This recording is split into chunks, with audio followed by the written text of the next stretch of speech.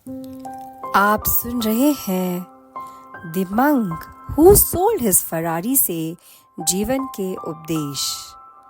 रचनाकार रॉबिन शर्मा।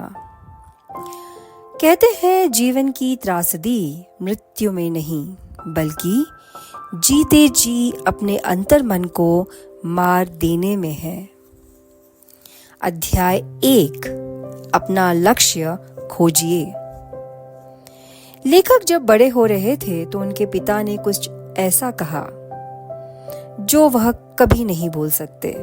बेटा, जब तुम पैदा हुए तो तुम रोए, जबकि पूरी दुनिया ने जश्न मनाया। अपना जीवन ऐसे जियो कि तुम्हारी मौत पर पूरी दुनिया रोए, जबकि तुम जश्न मनाओ। हम उस काल में जी रहे हैं जहां हम जीवन का अर्थ भूल गए हैं।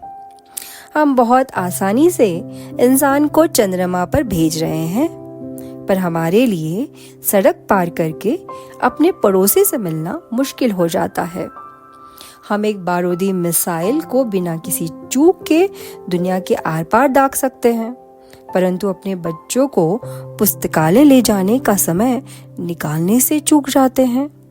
हमारे पास email, fax machine, digital phone जैसे साधन हैं जिनके द्वारा हम बहुत आसानी से एक दूसरे से जुड़े रहते हैं, पर फिर भी हम उस वक्त में जी रहे हैं जिसमें हम सबसे कम जुड़े हुए हैं। हमने अपनी मानवता को जैसे खो दिया है। हम अपने जीवन का जैसे उद्देश्य भूल से गए हैं। लेखक एक प्रश्न पूछना चाहते हैं, वह यह कि ऐसा कौन है जो आपकी मृत्यु के बाद रोने वाला है? आप कितने जीवनों पर अपनी छाप डालेंगे जबकि आपको इस ग्रह पर चलने का मौका मिला है? आने वाली पीढ़ियों पर आपके जीवन का क्या असर होगा? और आपने अपने अंतिम पड़ाव से पहले ऐसी क्या धरोहर छोड़ी है जो सबके लिए एक सीख है?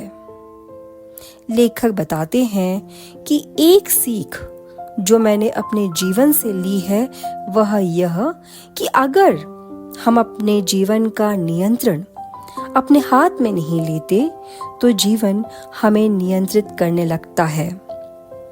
दिन हफ्तों में बीत जाते हैं और हफ्ते महीनों में और महीने सालों में निकल जाते हैं। सब कुछ इतनी जल्दी खत्म हो जाता है कि हम सिर्फ जीवन को पूर्णता के साथ न जी पाने का अफसोस कर रह जाते हैं।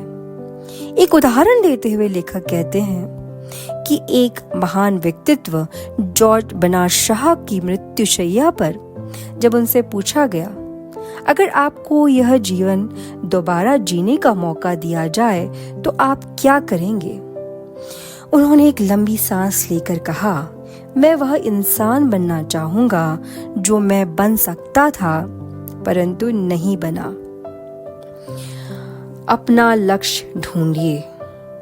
लेखक बताते हैं कि उन्हें विश्वास है कि सब में विशिष्ट गुण होते हैं जो इस इंतजार में रहते हैं कि उनको किसी उचित उद्देश्य में उपयोग किया जाए।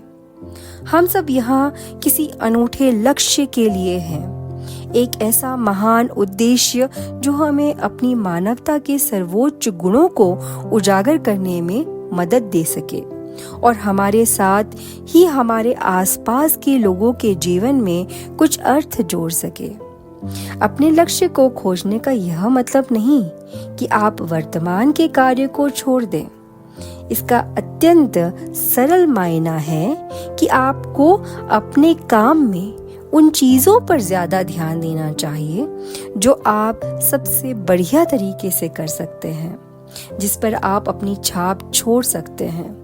इसका यह मतलब है कि आपको जिस परिवर्तन की आशा है उसे वास्तविक रूप देने के लिए दूसरे लोगों की प्रतीक्षा न करें, और जैसा कि महात्मा गांधी ने कहा, उस बदलाव को स्वयं लाने की कोशिश करिए जो दुनिया में देखना चाहते हैं, और जैसे ही आप यह बदलाव करेंगे आपका जीवन बदल जाएगा।